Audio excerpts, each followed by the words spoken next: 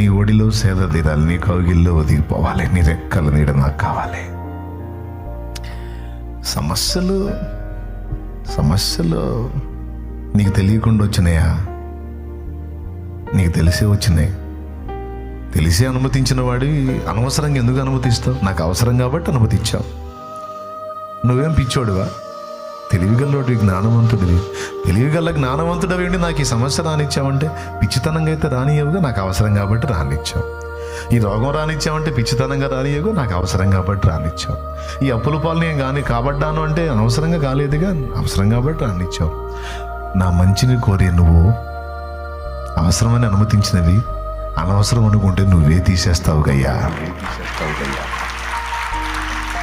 కాబట్టి వాటి గురించి నాకు చింత లేదయ్యా, వాటి గురించి నాకు చింత లేదు. నాకు నువ్వు కావాలి, నీ సన్నిధి కావాలి, నీ బలం కావాలి.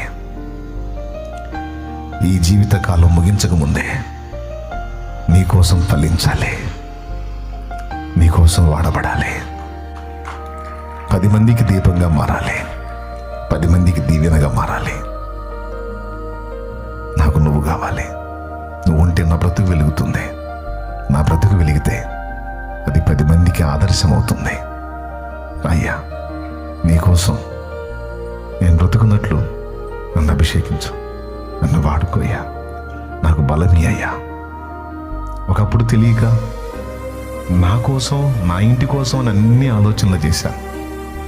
ఈరోజు నాకు ఆశ లేదయ్యా. నన్ను, నా బిడ్డల్ని, వాళ్ళ బిడ్డల్ని కూడా బ్రతికించగల దేవుడు నువ్వు నాకు దొరికావు. ఇంకా నేను దేని గురించి ఆలోచించి దిగులు పడేదయ్యా?